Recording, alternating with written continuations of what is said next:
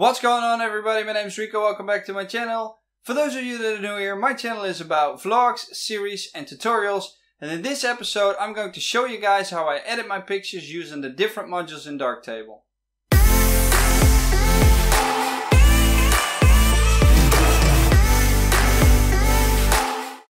A user on Reddit called Skylar Rose left a comment on one of my tutorials which said, "May I suggest next time you do a video like this, maybe showing how to edit 2 or 3 different styles of photo instead of just the one dark grey contrasty style one." It was a tutorial in which I showed you guys how to match your pictures for Instagram. So after getting that comment I was like, that's a great idea, now I've got the time to do so let's get behind the computer and let's start. And for this tutorial I'm using this picture right here. It's the raw image that's coming from my camera. This was shot with the Canon G7X Mark II.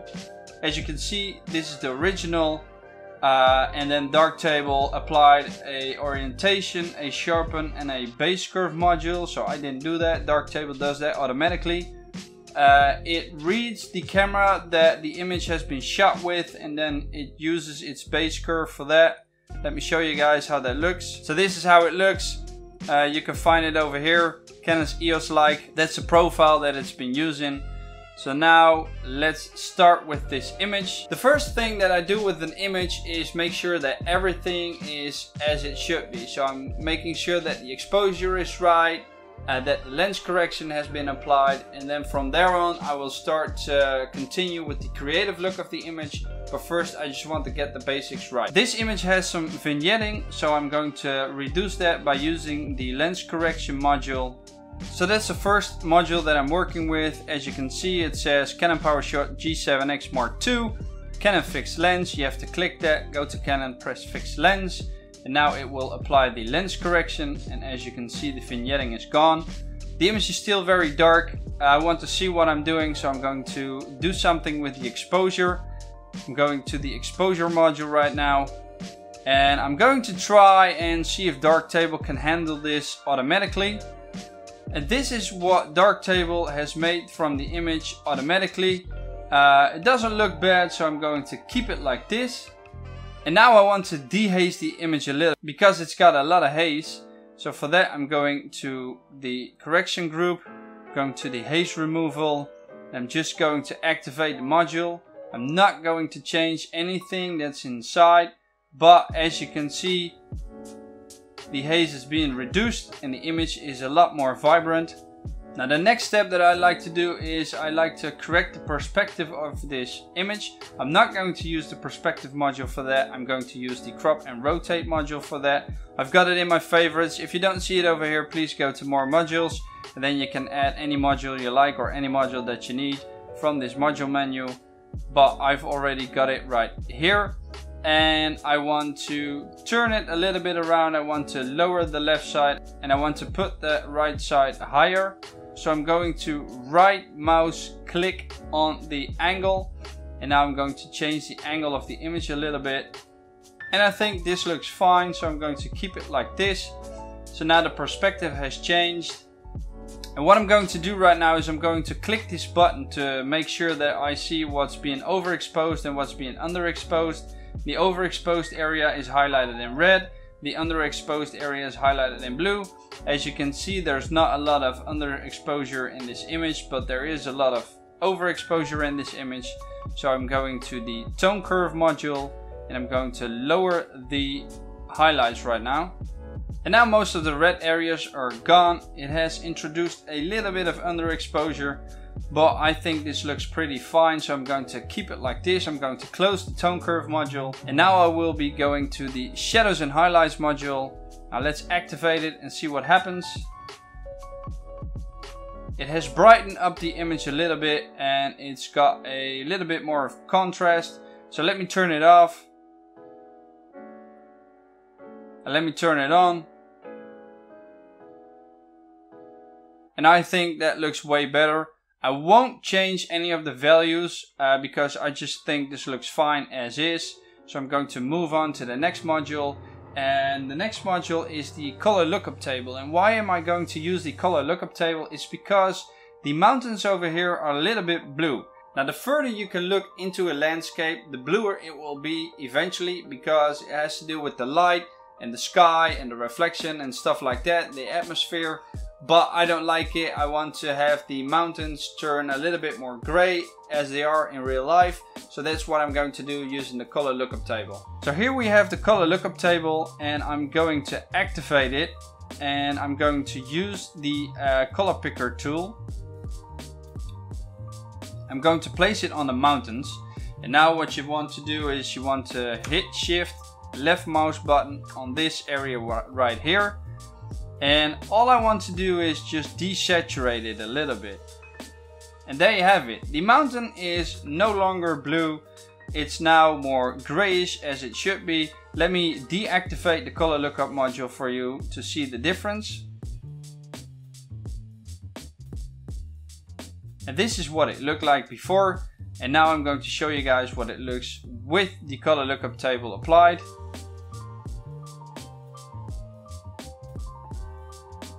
And that's way better if you ask me. What it did was it has affected the entire image. Reason being is because I didn't use a mask for this. Now what we need to do right now is we've got the entire image as we want to have it, but it still looks a little bit dull, it still looks a little bit flat. So for that I'm going to the color zones module and I'm going to activate it. And I want to address the blue area right here. So I'm going to use the color picker. I'm going to place it onto the blue, and now I can see where the blue is in the color zones module. And by knowing that, I can just increase or decrease the colors. But for this I want the entire image to be affected, and I'll address the water later on. So basically I'm going to scroll the mouse wheel button towards me to increase the area that's being affected. If you scroll away from you, it will just affect a small area. So let's just do that again.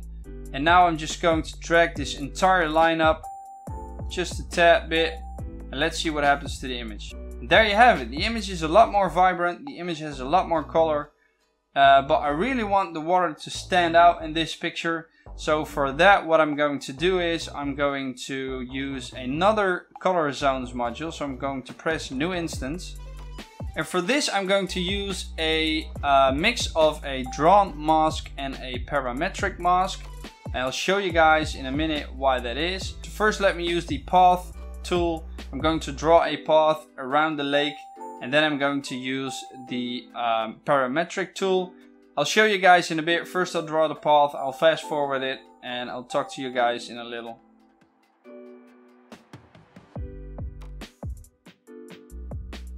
And now I've added the mask around the lake. I'll show you guys by hitting this yellow button right here. It shows you the mask that you will be working with and the area you will be working with. And now I'm going to the parametric mask. I'm going to use the color picker, and I'm going to the blue area because it's basically all blue. And I'm going to switch this a little bit around.